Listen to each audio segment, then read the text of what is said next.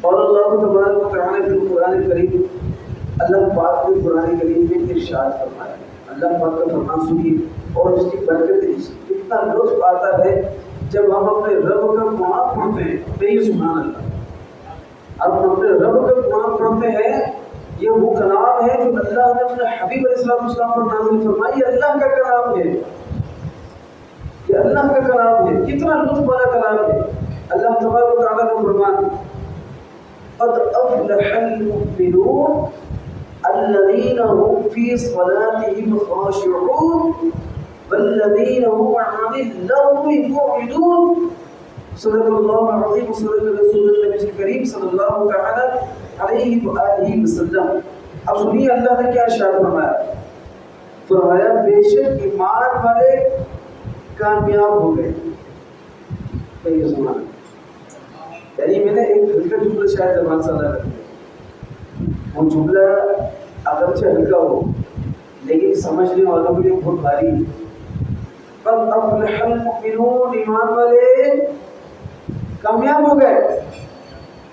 آگے ارشاد فرمایا الذین هم فی صلاتهم خاشعون، جو اپنی نماز میں خشوع و خضوع کرنے والے ہیں۔ اور کون؟ والذین هم عن اللغو معرضون، اور وہ جو فضول بات سے منہ پھیرنے والے ہیں۔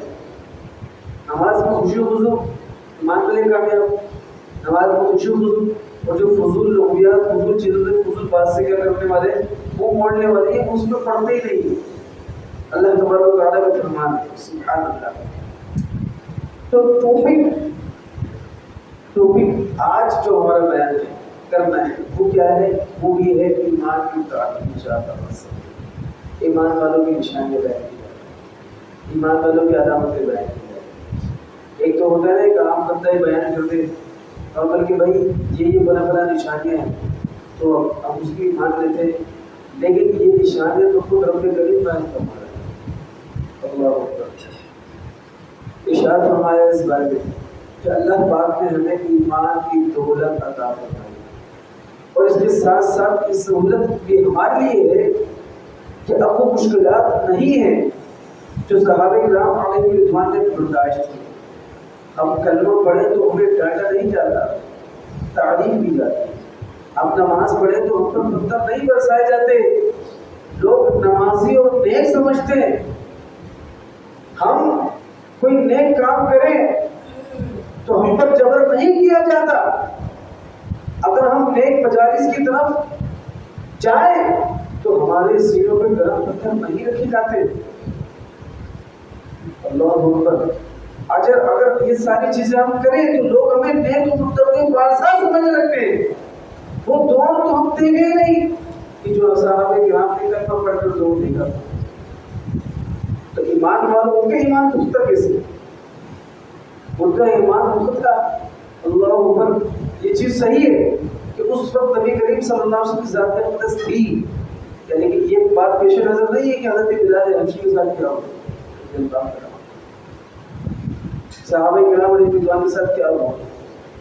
تو اب کہنے کہ تو ہم بھی مسلمان ہیں اور صحابہ کرام بھی ایمان والے ہیں، لیکن ہمارا ایمان اس لیول کا نہیں ہے جو صحابہ کرام علیہ رضوان کا ہوا کرتا تھا۔ لیکن افسوس کی بات یہ ہے کہ ہمارا ایمان اس لیول کا بھی کیوں نہیں ہے کہ جو عام طور پہ عام مسلمان کا ہوا کرتا ہے۔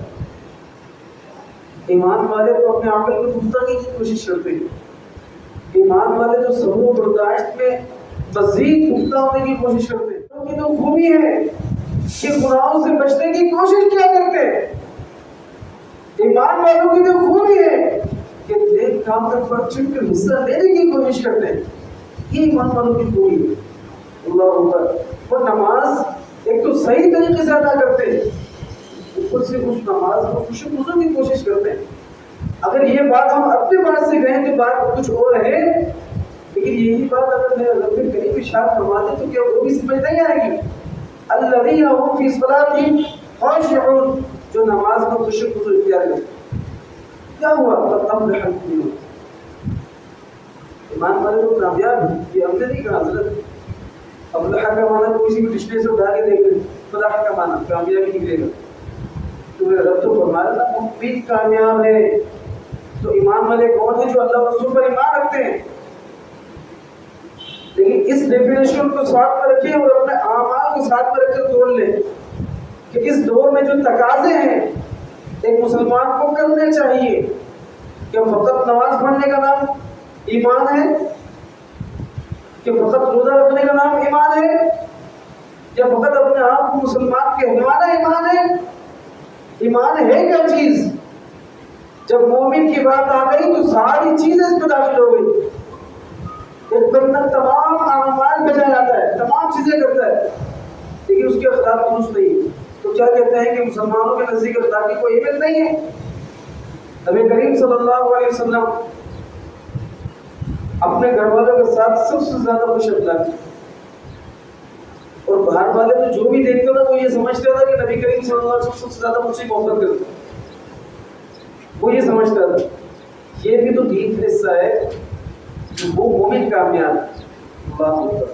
آگے ارشاد فرمایا قد افلح المؤمنون، بے شک ایمان والے کامیاب ہو گئے. سبحان اللہ. پتہ چلا کامیابی اور ایمان آپس میں جڑے ہوئے ہیں. جو ایمان پختہ ہوتا جاتا ہے جیسے جیسے کامیابی نصیب ہوتی چلی جاتی ہے، کیونکہ ایمان کے بغیر کامیابی نہیں. جو مسلمان ہے وہ کامیاب ہے. جو مسلمان ارے کامیابی کیا چاہیے؟ کامیابی کیا چاہیے؟ امتحان دے رہے ہیں. مطلب امتحان کے بعد جب رزلٹ اناؤنس ہو جاتا ہے، ایک تو وہ شخص جو پوزیشن لے کر آتا ہے، ایک وہ شخص جو نمبر سے پاس ہو جاتا ہے، درجے تو بات کر لیتا ہے. تو آپ اس کو یوں سمجھ لیجیے کہ ایمان والے اس دنیا میں امتحان دے رہے ہیں. انسان اس دنیا میں امتحان دے رہے ہیں، رزلٹ پہ نہیں آنا ہو چکا ہے. انسان سمجھ گئے؟ اس میں سب ہے، ہندو بھی ہے، عیسائی بھی ہے، مسلمان بھی ہے، ہر طرح کا مذہب ہے. انسان یہودی بھی ہے، سارے وہ امتحان دے رہے. اب امتحان دے رہے، قرآن امتحان تو رزلٹ نہیں ملتا نا، لیکن یہاں ہمارا رب ہم سے محبت کرتا ہے. رب نے فرمایا کہ وہ بھی کامیاب ہے.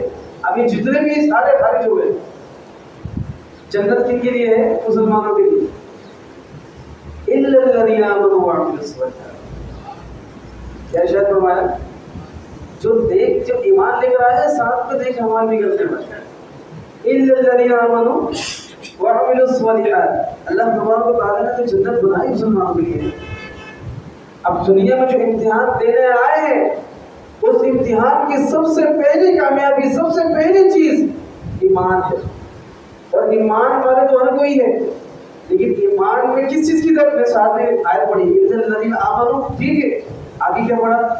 وعملوا الصالحات. نیک عمل بھی کرنے پڑے.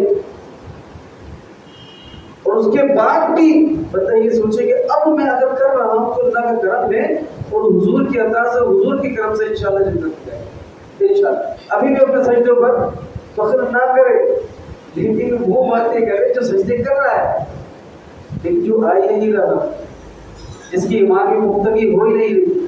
آگے ارشاد فرمائے، مقام پر ارشاد فرمائے وَأَنْتُمُ الْأَعْلَوْنَ إِن كُنتُم مُؤْمِنِينَ. اگر تم ایمان والے ہو تو تم ہی غالب آؤ گے. غالب بھی آئے، بولا غالب بھی ہم آئے تو ایمان لے کر آئے. اللہ اکبر. ارشاد فرما رہے تم نے غالب آنا ہے تو ایمان لے کر آؤ. اگر تم نے کامیاب ہونا ہے تو ایمان لے کر آؤ. ایمان کیا چیز ہے؟ ایمان یہ ہے کہ اللہ کو، اس کے حبیب علیہ السلام کو سچا جاننا، اللہ کو ایک ماننا، اس کے حبیب علیہ السلام سے کیوں کہ محبت ہے. مسلمانوں اے محبوب صلی اللہ علیہ وسلم کے غلاموں غالب کیوں نہیں رہو گے؟ شرط یہ ہے کہ سچے ایمان والے ہو جاؤ، اللہ پاک پر کامل بھروسہ رکھنے والے ہو جاؤ. یہ ایک شرط پوری کر لی جائے تو ایمان سچا اور یقین پختہ ہو جاتا ہے.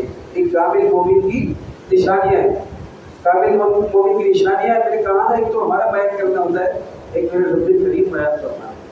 قد افلح المؤمنون الذين هم في صلاتهم خاشعون والذين هم عن اللغو معرضون.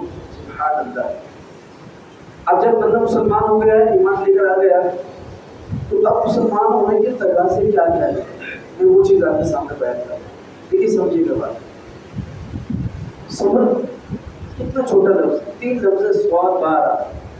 صبر اس میں پہاڑوں جتنا اجر چھپا ہوا ہے. پتہ ہے کیوں؟ کیونکہ صبر ایسی چیز ہے کہ اس میں بندہ نا بدلہ لینے کی بھی کوشش کرنا چاہتا ہے، سامنے والے کو گرانے کی بھی کوشش کرنا چاہتا ہے، سامنے والے کو جھاڑنے کی کوشش بھی کرنا چاہتا ہے. یعنی وہ سمجھتا ہے کہ بس اب جو کچھ کرنا ہاتھ کیا کر لوں. لیکن اس موقع پر اگر وہ صبر کرتا ہے تو اتنا اللہ مع الصابرین. نمبر 2 شکر. شکر میں کتنا لفظ ہے؟ 3 لفظ ہے. شین کا 3 لفظ. اب اس میں بھی ڈھیر وجہ چھپا ہوا ہے. وجہ کیا ہے؟ وجہ یہ ہے کہ یار میرے پاس 100 روپے، میرے پاس اگر 500 روپے ہوتے تو میں یہ کر لیتا، میرے پاس 500 روپے، میرے پاس 1000 روپے ہوتے تو یہ کر لیتا. اور میں ابھی یہ بات لکھ کر دے رہا ہوں اتنے بڑے مقام سے کہ یہ بات طے ہے. اب اگر بندہ 100 سے شروع ہو پر یہ 100 کروڑ بھی اس کے پاس آ جائے، پھر بھی وہ یہ سوچے گا 100 کروڑ میں یار کاش بس 5 لاکھ روپے اور ہوتے. پتہ ہے کیوں؟ یہ بات بھی ہم نہیں کہہ رہے، یہ بات بھی مصطفیٰ کریم علیہ السلام کی بات ہے. ابن آدم کو سونے کے 2 پہاڑ بھی دے دی جائے تو پھر تیسرے کی خواہش کرے. نبی کریم صلی اللہ علیہ وسلم کا فرمان ہے 2 سونے کے 2 پہاڑ کی کتنی بڑی چیز بیان فرما دی. تو شکر کتنا بڑا ہے؟ آگے ارشاد فرمایا کہ یہ شکر تم لازیدنکم، اگر تم شکر ادا کرو گے مولا کیا ہوگا؟ فرمایا یہ شکر تم لازیدنکم، میں بہت دوں گا. کہیے سبحان اللہ. میں اور دوں گا. کتنا پیارا ہمیں وہ چیز بتا دی ہے، وہ طریقہ کار بتا دیا ہے. رب اتنا محبت کرنے والا ہے تو سوچے کہ بندہ کچھ چیز بتا بھی دی ہے، اس کا حل بھی بتا دیا. اب پریشان ہونے کی ضرورت نہیں ہے، زیادہ چاہیے شکر ادا کرو. اللہ اکبر. اگر میں تمہارے ساتھ، تم چاہتے ہو کہ میں تمہارے ساتھ ہوں، تم سمجھ کرو. تم چاہتے ہو کہ مجھ سے باتیں کرو، قرآن پڑھا کرو. اللہ اکبر. تم چاہتے ہو میری ملاقات کا اشتیاق چاہتے ہو، میری محبت چاہتے ہو تو نماز خوشی خضو سے پڑھا کرو. نماز خوشی خضو سے پڑھنے کے لیے سب سے پہلی شرط ہے کہ وضو صحیح ہے. اب ہم میں سے ہر کوئی دل میں یہ سوچ رہا ہے، تو نہیں کھڑا دوبارہ، ہر کوئی دل میں یہ سوچ رہے کہ میرے وضو، چلے پورا وضو بھی چھوڑے، 4 فرض میں سے 4 فرض تو صحیح ادا کرتا ہوں کہ نہیں کرتا ہوں. سوچ رہے کہ چہرہ کہاں سے کہاں تک دھویا جاتا ہے. ہماری نمازوں کا حال یہ ہے کہ آئے ہم نے بیٹھنا وہاں ہے جہاں نکلنے کی آسانی ہو. بیٹھ گئے، اس کے بعد ہم اللہ اکبر کر کے کھڑے تو ہو گئے. اس کے بعد ہمیں پتہ نہیں ہم کیا حساب کتاب کر رہے ہیں، کیا چیز کر رہے ہیں. یار نماز سے مزہ ایسے آتا ہے کہ نام بتایا حضرت حاتم قسم رحمۃ اللہ تعالی کی بات بتا چکا ہوں. مجھے تو اتنا مزہ آتا ہے اس بات کو پڑھنے میں کہ وہ نماز ایسے پڑھ رہے ہیں. کیسے؟ وہ سوچ رہے ہیں کہ نماز ہی میری آ گئی، میری نماز آخری ہے، آگے جنت ہے، پیچھے جہنم ہے. کھڑا ہو کر خود چراغ کرو اور ملک الموت میرے سر پر ہے. یعنی میں کسی بھی وقت گر سکتا ہوں، پیچھے جہنم ہے، کسی بھی وقت روح نکالی جا سکتی ہے، آگے جنت ہے. یہ سوچ کر میں نماز پڑھتا ہوں. اب جب حضرت حاتم قسم رحمۃ اللہ تعالی پڑھتے ہو کہ الحمدللہ رب العالمین، کہیے سبحان اللہ. الحمد، تمام یہ تعریف مولا تیرے لیے جو میں نماز پڑھ رہا ہوں مالک، تمام تعریف ہی تیرے لیے. حضرت حاتم قسم پڑھتے ہو کہ نا الرحمن الرحیم، اللہ تو رحمان ہے، مولا تو رحیم ہے. وہ پڑھتے ہوں گے مالک یوم الدین، مولا سب کچھ ہے، لیکن جو روز جزا، جو آخرت کا دن ہے، جو اس وقت حساب کتاب کا دن ہے، اس وقت جتنے بڑے بڑے مالک ہوں گے سارے طرح آ کے ہاتھ باندھ کر کھڑے ہوں گے مالک کو، مطلب تو اس دن کا مالک ہے. اللہ اکبر. اب یہ مولا ایاک نعبد ایاک نعبد مالک و ایاک نستعین. اب تو تجھے سے مدد طلب کرتے ہیں، تیری عبادت کرتے ہیں مالک مولا. یا اللہ تیرے علاوہ ہمارے پاس کون ہے؟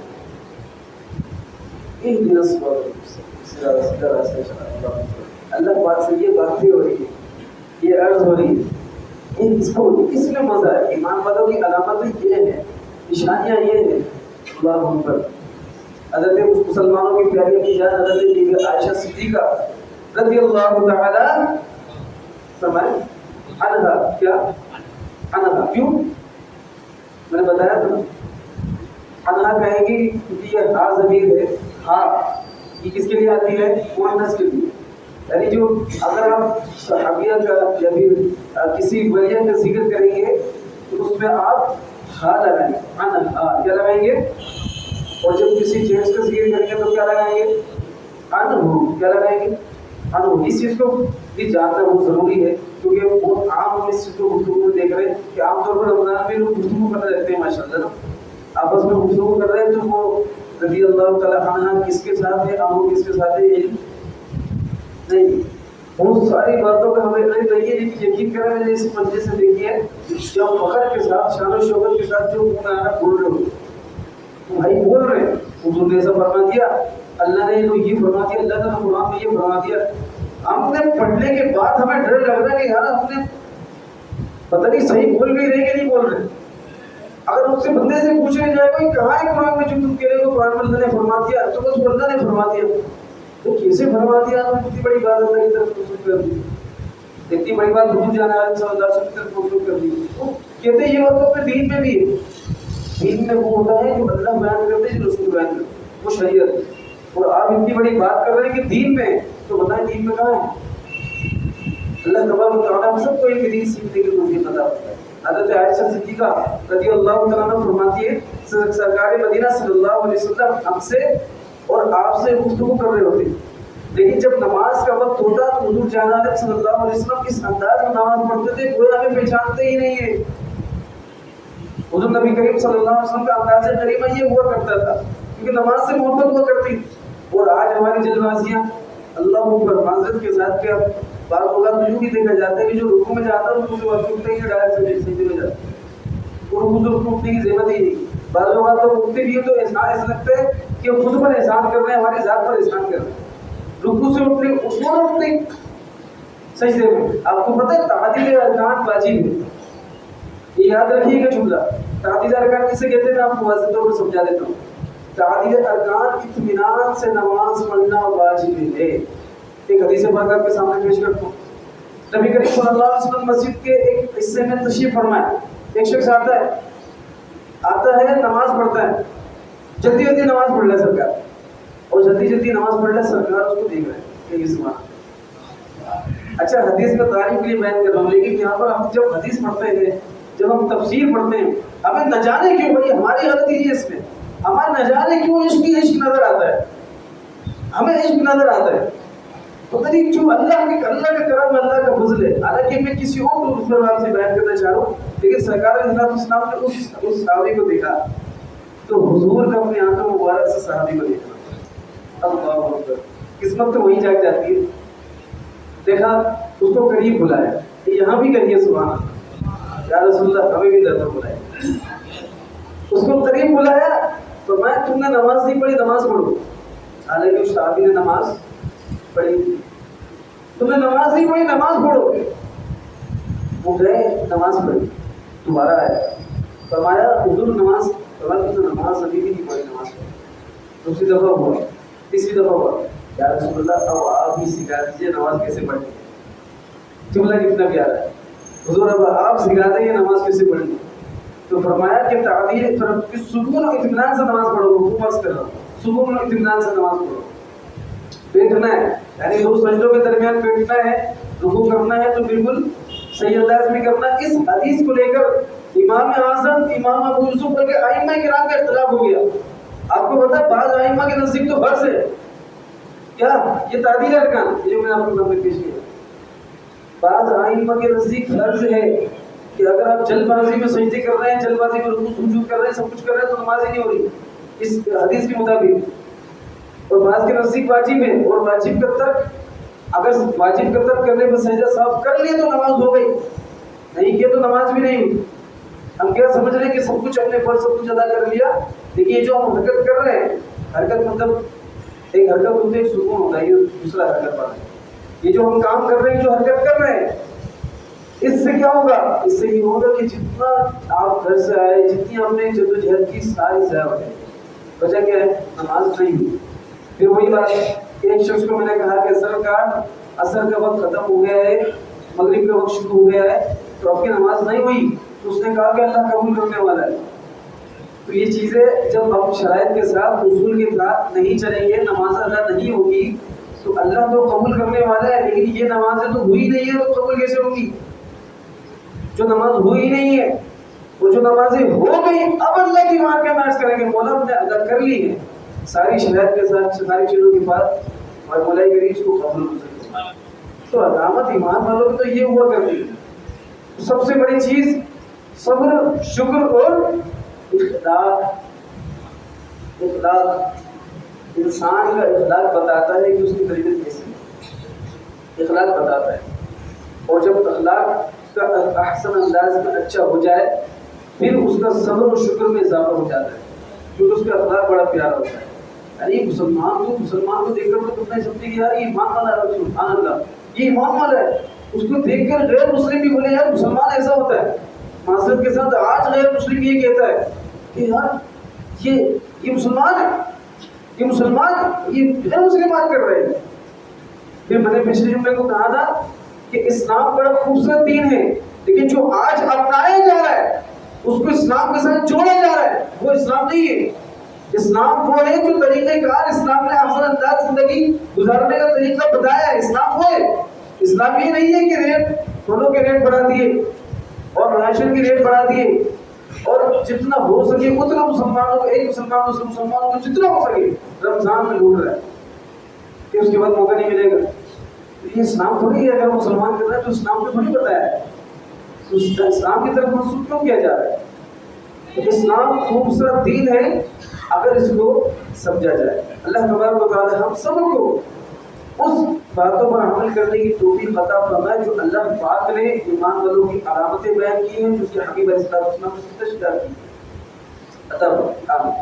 اچھا امپورٹنٹ بات آپ کے سامنے پیش کر دی ہے، وہ یہ ہے کہ اب الحمدللہ رب العالمین ماہ رمضان مبارک کا پیارا سا مہینہ چل رہا ہے، یہ سبحان اللہ، اور اللہ کا فضل ہے، اللہ تبارک و تعالیٰ نے یہ مہینہ ہمیں عطا فرمایا ہے نہیں، فضل ہے نہیں، مسلمانوں پر کرم ہوا نہیں ہوا۔ تو اب عرض آپ کی بارگاہ میں یہ کرنی ہے، کیونکہ میرا کہ بار بار کیا یہ ہم سے مانگ رہے کر رہے ہیں، تو سرکار اگر آپ اپنی طور پر دیکھیں، چاہے وہ مسجد کے لیے ہو، چاہے وہ ختم قرآن کے لیے ہو، یا چاہے کسی دینی کام کے لیے ہو، یہ آپ اپنے طور پر دیکھیں تو یہ دین کا احسان آپ پر ہے کہ آپ کے مال کو قبول کیا جا رہا ہے، نہیں دینا تو نہ، یہ کتنی بڑی بات ہے۔ ایک ہوتا ہے نا کہ سامنے والا بول رہا ہوتا ہے یار یہ لوگ مانگ رہے ہیں، یہ لوگ مانگ رہے ہیں، بھائی نہیں مانگ رہے، اس حال میں سب کچھ چپ کروا دیا گیا۔